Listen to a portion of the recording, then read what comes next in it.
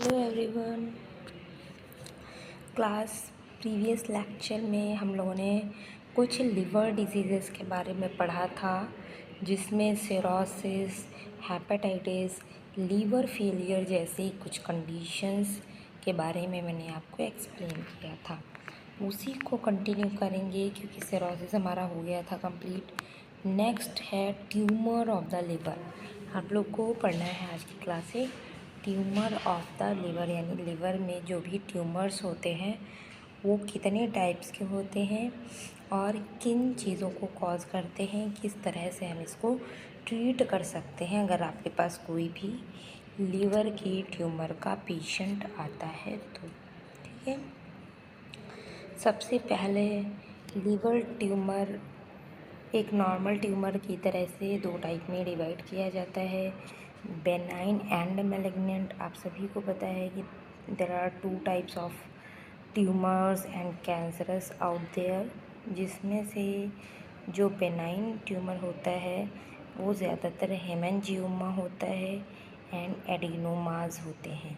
यानी adenoma and haemangioma दो type के जो ट्यूमर होते हैं वो बेनाइन फॉर्म का सिम्टम शो करते हैं। इसके अलावा मैलिग्नेंट के भी कई सारे टाइप्स हैं, जैसे HCC, हेपेटोसेलुलर कार्सिनोमा, कोलेंजियो कार्सिनोमा। इसमें कुछ जो कार्सिनोजेंस होते हैं वो एपिथेलियल टिश्यूज़ के कैंसर्स होते हैं।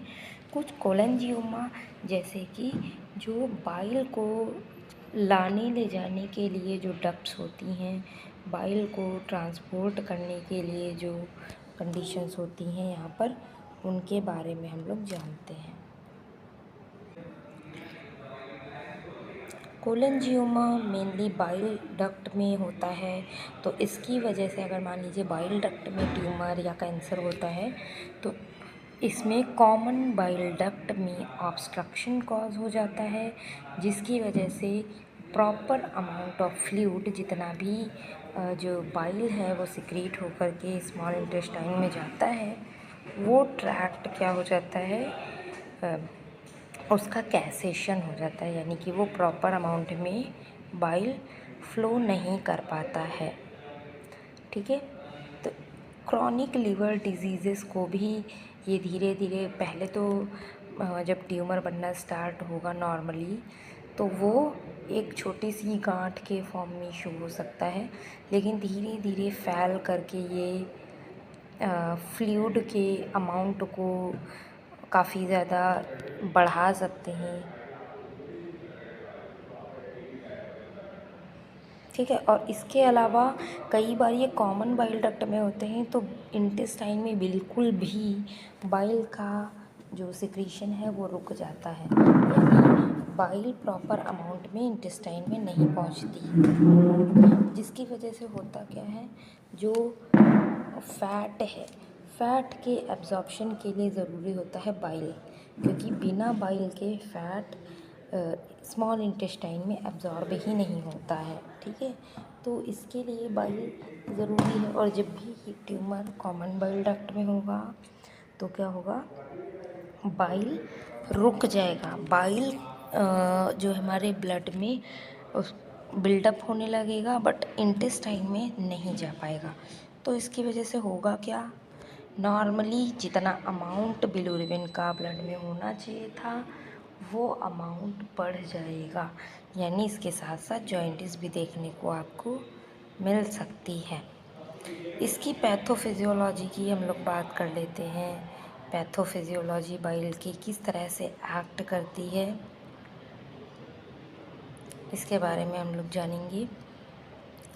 तो क्रॉनिक लिवर इंजरी की वजह से हो सकता है, यानी जब भी कोई सिरोसिस, हेपेटाइटिस या कोई हेपेटाइटिस बी, सी का इन्फेक्शन हो, ठीक है, या कभी भी जो लीवर है वो काफ़ी ज़्यादा टॉक्सिन्स के साथ में एक्सपोज हो जाए, काफ़ी ज़्यादा इसका एक्सपोज़र हो जाए, तब क्या होता है कि लिवर क्रॉनिक इंजरी लिवर में हो जाती है, यानी लिवर का बहुत ज़्यादा पोर्शन डैमेज होना स्टार्ट होता है। तो यहाँ पर क्या होता है कि जब भी अब देखिए, हमारे तो बॉडी की एक टेंडेंसी ही है कि अगर 4 सेल्स मर रही हैं तो उसकी जगह पे 4 सेल्स बनेंगी। तो अब जब लिवर में डैमेज ही हो रहा है तो लिवर में भी यही प्रोसेस होगी कि नई नई सेल्स बनना स्टार्ट हो जाएंगी लिवर के अंदर, ताकि उस डैमेज को कंपनसेट कर सकें।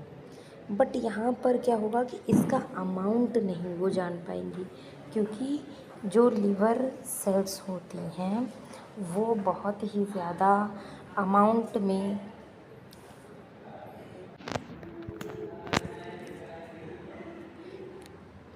लिवर में कभी भी अगर इंजरी होती है, अब चाहे वो जेनेटिक म्यूटेशंस के फॉर्म में हो या फिर अनकंट्रोल्ड प्रोलिफरेशन के फॉर्म में, यानी कि अनकंट्रोल्ड अमाउंट में लिवर में सेल्स का डेवलपमेंट होने लग जाए। जैसे कि लिवर क्या होता है, लिवर के पास रीजनरेशन पावर सबसे ज़्यादा होती है। अगर आप सारे ही बॉडी ऑर्गन्स के बारे में जानें तो कंपेयर करके देखें तो आपको पता चलेगा कि ये सबसे ज़्यादा हाईली प्रोलिफरेट करने वाला ऑर्गन होता है। तो ऐसे ऑर्गन में जब भी डैमेज होगा या जब भी कोई इस तरह की कंडीशन होगी कि उसको डेवलप करना पड़े नए नए सेल्स, तो वो बहुत ज़्यादा अमाउंट में करना स्टार्ट कर देता है, जिसकी वजह से वहाँ पर ट्यूमर फॉर्मेशन स्टार्ट हो जाता है। ठीक है, तो ये इसकी पैथोफिजियोलॉजी है। लीवर ट्यूमर्स मेटास्टैटिक भी हो सकते हैं और नॉर्मल जो बेनाइन फॉर्म के होते हैं वो भी हो सकते हैं। ठीक है, वो कहाँ से स्टार्ट होते हैं, ओरिजिनेट हो सकते हैं कोलन, लंग्स, ब्रेस्ट, यानी ये यहाँ से लीवर से स्प्रेड हो सकते हैं बाकी जगहों पर, और इवन बाकी जगहों से वो आ सकते हैं। यानी अगर किसी के लिवर में ट्यूमर है तो कोई ज़रूरी नहीं है कि वो ट्यूमर लिवर में ही बना है। हो सकता है कि वो कोलन, लंग्स, ब्रेस्ट टिश्यूज़ का ट्यूमर फैल करके ब्लड के थ्रू आ गया हो या लिम्फ के थ्रू आ गया हो सकता है कि लिवर का ट्यूमर कहीं फैल करके चला जाए। तो ये सारी पॉसिबिलिटीज़ हैं, क्योंकि ये जो ट्यूमर होते हैं ये मेटास्टैसिस शो करते हैं। उसके बाद में हम लोग बात करेंगे क्लिनिकल फीचर्स की। क्लिनिकल फीचर्स अर्ली स्टेजेस में ये सिम्टमेटिक होते हैं, सिम्टम्स शो नहीं करते हैं। ठीक है, अब कुछ और ऐसी चीज़ें वो दिखाते हैं बाद में, जब ज़्यादा लिवर का ट्यूमर बढ़ने लगता है या उसको काफ़ी टाइम हो जाता है, वो ग्रो करके उसका साइज़ भी इंक्रीज़ हो जाता है, तब वो कुछ सिम्टम्स दिखाते हैं। अदरवाइज़ वो बहुत ज़्यादा एसिम्प्टोमेटिक फॉर्म में प्रेजेंट रहते हैं। जैसे कि एडवांस जब फॉर्म हो जाएगी, यानी कि जो अमाउंट ऑफ सेल्स है वो भी बढ़ जाएगा, ट्यूमर को काफ़ी टाइम हो चुका होगा, उस टाइम पर उस पेशेंट में वेट लॉस होना स्टार्ट हो जाएगा, राइट अपर क्वाड्रेंट में पेन होना स्टार्ट हो जाएगा। पेन क्यों होगा? इस्कीमिया की वजह से, क्योंकि जब ट्यूमर होगा तो आगे ब्लड का फ्लो नहीं जाएगा, और ब्लड का फ्लो नहीं जाएगा तो पेन होना स्टार्ट होगा। जॉइंटिस होगा, एसाइटिस भी हो सकता है, फ्लूइड भरने लगे, हिपैटोमेगाली हो जाए, लिवर का साइज़ बड़ा हो जाए। ठीक है, इस तरीके की चीज़ें भी देखने को मिलती हैं। बात करें अगर हम लोग डायग्नोसिस की, तो डायग्नोसिस के बारे में हम लोग अगर डिस्कस करें तो आप इसको टेस्ट के थ्रू भी कर सकते हैं, मेनली जो LFT, क्योंकि डायग्नोसिस हम लोगों ने बाकी की अदर बहुत सी डिजीज़ेज़ में मैंने आपको बता रखा है। ठीक है, तो उसमें आप नॉर्मली अल्ट्रासाउंड, CT, MRI ये सारी चीज़ें कर सकते हैं। इमेजिंग के लिए, टेस्ट के लिए आप LFT कर सकते हैं, टोटल प्रोटीन का टेस्ट एनालिसिस कर सकते हैं, ट्यूमर मार्कर्स के एनालिसिस कर सकते हैं। तो लिवर के लिए जो ट्यूमर मार्कर यूज़ होता है उसका नाम है अल्फ़ा फीटोप्रोटीन या AFP। ठीक है। तो अगर अल्फ़ा फीटोप्रोटीन बढ़ा हुआ है, इसका मतलब ट्यूमर में कोई ना कोई ट्यूमर या लीवर में कोई ना कोई ट्यूमर या कैंसर है, ठीक है। रीज़न क्या है इसका? क्योंकि जो अल्फ़ा फीटोप्रोटीन है वो तब बनता है जब लीवर बन रहा हो। बच्चों में इसका अमाउंट बढ़ा हुआ रहता है। बच्चों में कोई भी चीज़ हो, कोई भी अगर ऑर्गन है वो डेवलपमेंटल स्टेज में होता ही है, आपको पता ही है। तो उनके में लीवर क्या होता है, मैच्योर होता रहता है, बनता रहता है, साइज़ बड़ा होता रहता है। तो वहाँ पर अल्फ़ा फीटोप्रोटीन नाम का एक एंजाइम सिक्रीट होता है। बट अडल्ट में ये नहीं होना चाहिए। अडल्ट में अगर ये है तो इसका मतलब है कि लीवर बन रहा है, और लीवर तो बनना नहीं चाहिए अडल्ट में। तो ये किसके लिए रिकमेंड करता है? HCC के लिए, हेपेटोसेलुलर कार्सिनोमा, ठीक है। यानी कि अगर अल्फ़ा फीटोप्रोटीन बढ़ा हुआ है उसको हेपेटोसेलुलर कार्सिनोमा है। और इसके लिए आप क्या कर सकते हैं? इसके लिए आप बायोप्सी कर सकते हैं। बायोप्सी के हेल्प से ये कंफर्म हो जाता है कि ट्यूमर है या नहीं, मैलिग्नेंट है या बेनाइन है, उसकी ग्रेडिंग क्या है और उसकी स्टेजिंग क्या है। तो बेस्ट जो डायग्नोस्टिक इवैल्यूएशन है वो बायोप्सी ही होता है। बात करें ट्रीटमेंट की, तो ट्यूमर आप कहीं भी पढ़ें, यहाँ तो हम लीवर में पढ़ रहे हैं, आप पढ़ेंगे 10 जगह इसको, और ट्रीटमेंट सब कहीं वही है। कहीं भी अदर कोई ट्रीटमेंट आपको नहीं देखने को मिलेगा, चाहे ट्यूमर कहीं भी हो। या तो आप इसको लोकलाइज्ड है तो इसका रिमूवल सर्जिकली, अदरवाइज़ कीमोथेरेपी, ठीक है। लीवर में है तो आप लीवर ट्रांसप्लांट करा सकते हैं इफ़ इट इज़ पॉसिबल।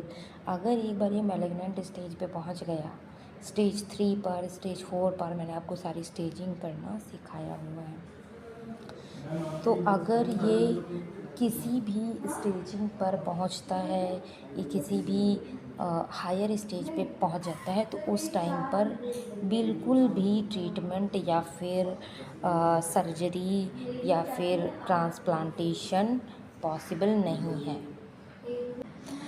तो ये इसकी स्टेजिंग है और ग्रेडिंग है।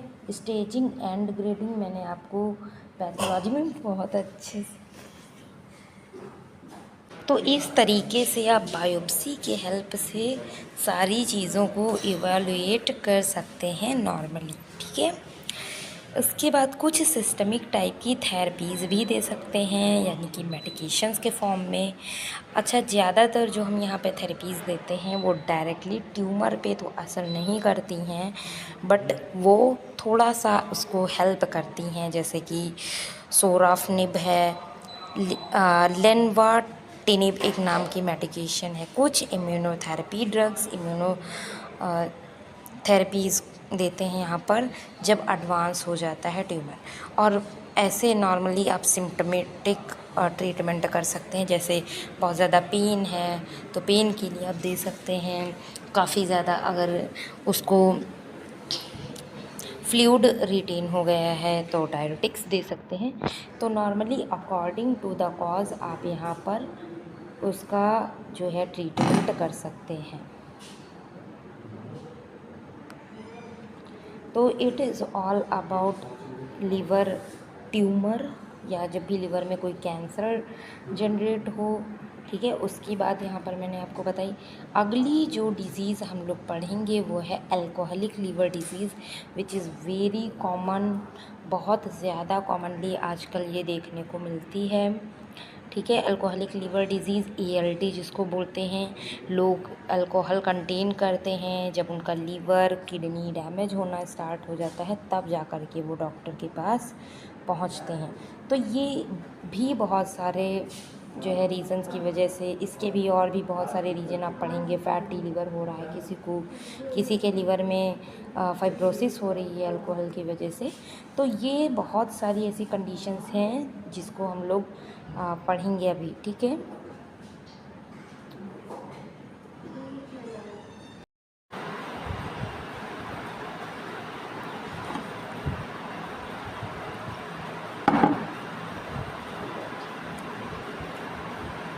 ओके, तो अल्कोहलिक लीवर डिजीज़ के बारे में हम लोग को पढ़ना है। तो सबसे पहले इसके इंट्रोडक्शन के बारे में जानेंगे।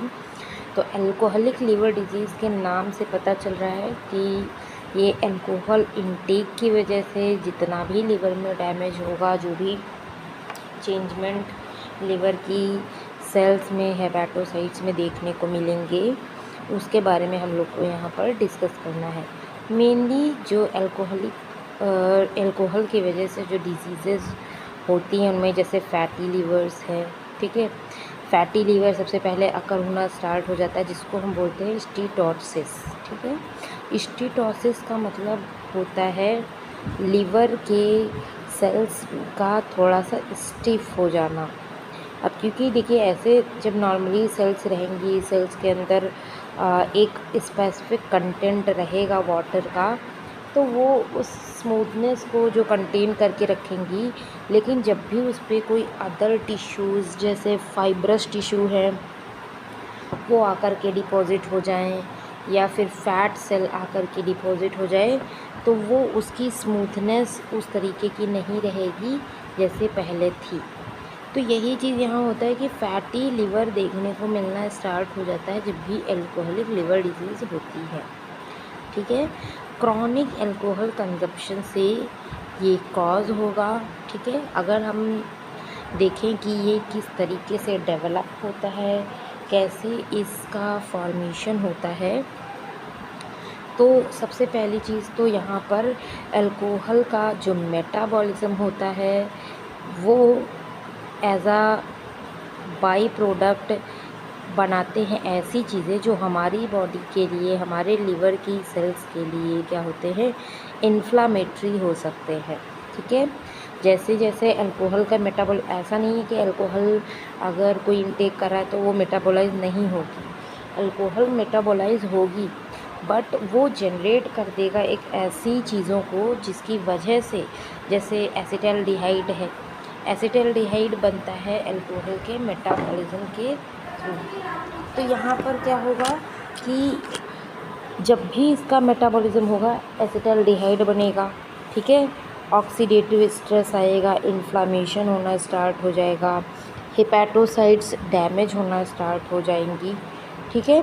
तो इस वजह से जो अल्कोहल है हमारे लिए नुकसानदेह है, बिकॉज़ इसका जो बाई प्रोडक्ट होता है एसिटाल्डिहाइड, वो हमारी बॉडी में एज अ टॉक्सिक एनवायरनमेंट बनाता है, एज अ टॉक्सिन एक्ट करता है, ठीक है।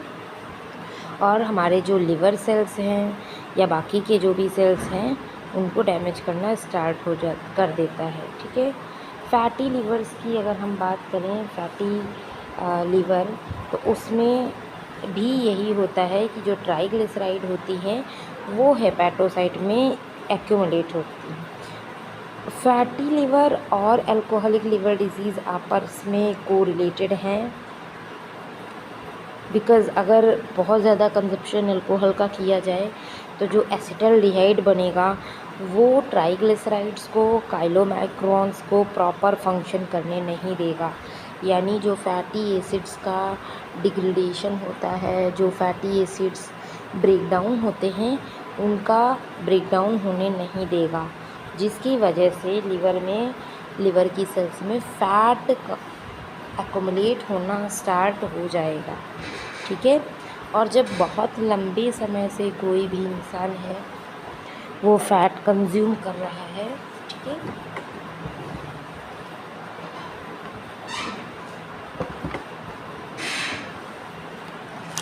सो प्रोलॉन्ग्ड कंजप्शन ऑफ अल्कोहल भी यही कॉज करता है, लीड करता है इसको, हेपेटाइटिस को, ठीक है।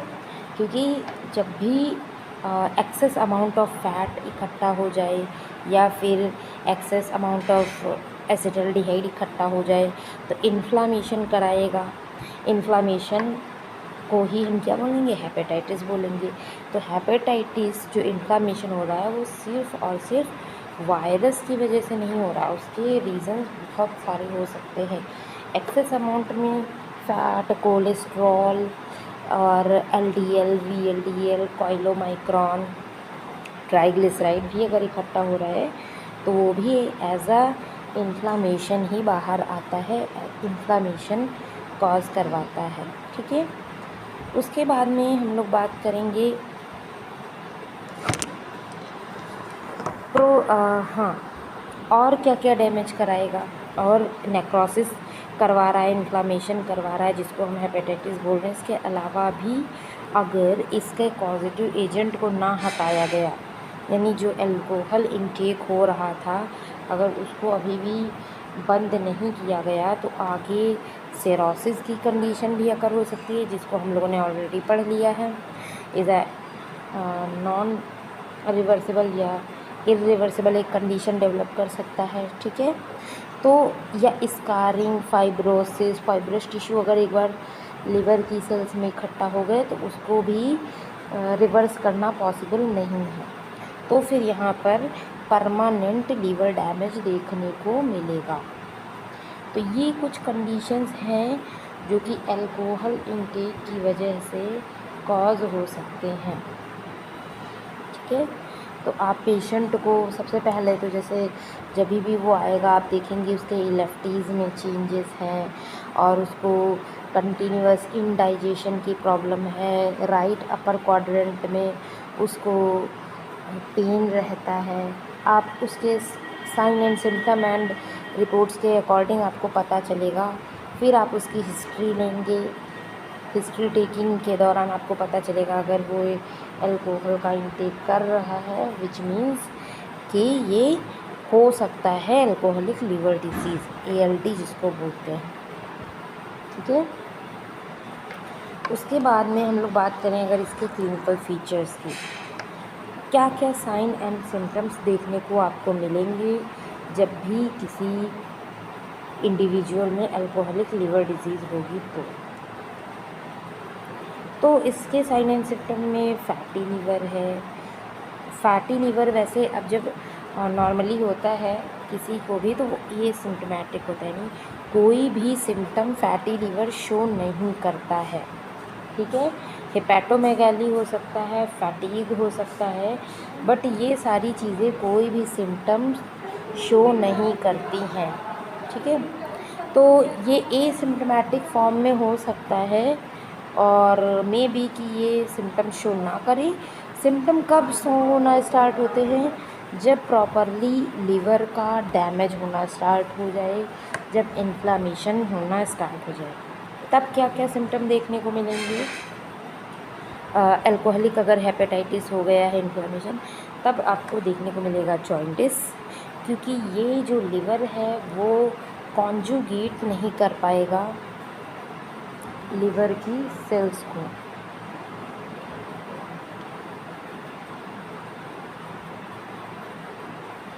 लिवर की सेल्स जो है कॉन्जुगेशन करती हैं बिलिरुबिन का, जो अनकॉन्जुगेटेड बिलिरुबिन होता है इसको कॉन्जुगेट करने के बाद प्रॉपरली इसका सिक्रीशन होता है बाइल के थ्रू, ताकि वो इंटेस्टाइन में जा कर के एक्सक्रीट भी हो सके और प्लस जो फैट ग्लोब्यूल्स हैं इनके एब्जॉर्प्शन में हेल्प कर सके, ठीक है।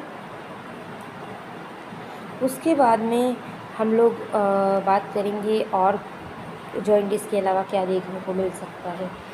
फीवर, क्योंकि इन्फ्लामेशन का एक साइन होता है, इन्फ्लामेशन का साइन ही होता है एक कि टेम्परेचर इंक्रीज़, जिसकी वजह से फीवर देखने को मिल सकता है।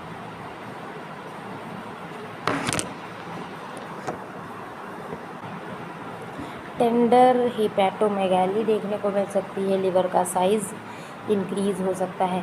एसाइटिस की कंडीशन देखने को मिल सकती है, ठीक है।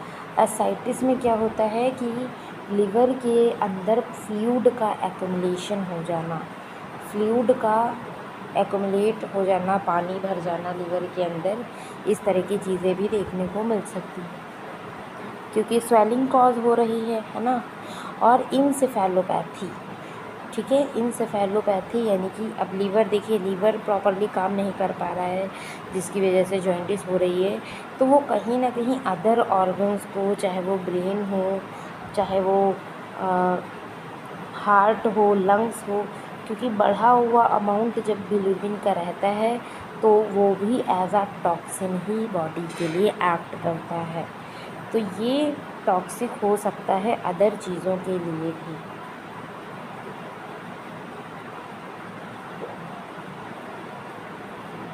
उसके अलावा अगर सिरोसिस की जो कंडीशन है वो अकर हो जाए, यानी कि बहुत ज़्यादा डैमेज की वजह से लिवर कम्प्लीटली सिरोसिस की कंडीशन या फाइब्रोसिस की कंडीशन में पहुंच चुका है, तो ऐसे में क्या सिम्टम दिखेंगे, तो ये लिवर फेलियर के सिम्टम दिखेंगे। लिवर जब भी फेल होता है इसके सिम्टम्स मैं आपको बता चुकी हूँ, यहाँ पर और भी लिखे हुए हैं। एसाइटिस है, जॉइंटिस है और विसरल या इंटरनल ब्लीडिंग कॉज होना स्टार्ट हो जाएगी, क्योंकि जो क्लॉटिंग फैक्टर हैं हमारी बॉडी में, जो क्लॉट को बनाते हैं, एंटीकोगुलेंट जितने भी हैं, जितनी भी प्रोटीन है वो सब हमारी लिवर बनाते हैं। अब लिवर में डैमेज या फेलियर के चांसेस हैं, तो इसका मतलब कि प्रॉपर अमाउंट में जो क्लॉटिंग फैक्टर हैं वो भी नहीं बन पाएंगे, जिसकी वजह से जगह जगह पर ब्लीडिंग होना स्टार्ट हो जाएगी। तो ये भी एक कंडीशन है जो देखने को मिलती है लिवर के फेल होने की वजह से या फिर सिरोसिस की वजह से।